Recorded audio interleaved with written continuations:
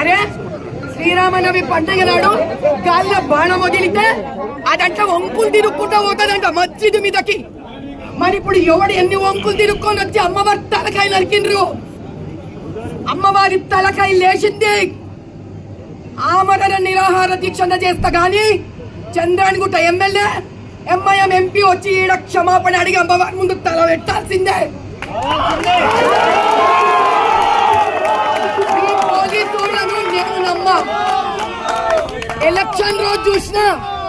Election రోజు నేను చూసిన పోలీసులు ఎంత కోఆపరేట్ చేస్తారు.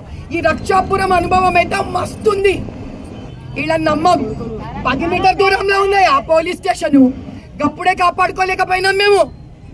ఇది బంగ్లాదేశ్ కాదు, హిందుస్థాన్.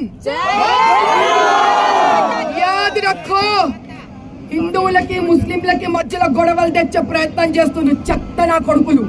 ఊరుకునేది లేదు. ఇది హిందూ ముస్లిం సమస్య కాదు, ఇది ఎంఐఎం సమస్య.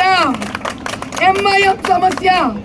ఇట్లా మేము గమ్మునుంటుంది అనుకుంటున్నారు. ఈ రోజు తాడో పేడో తేలాల. ఇది ఒక రోజు గాని, ఒక వారం గాని, ఒక నెల గాని, ఒక సంవత్సరం అన్న గాని తేల్చుకుంది నేను కడిచి కదలా.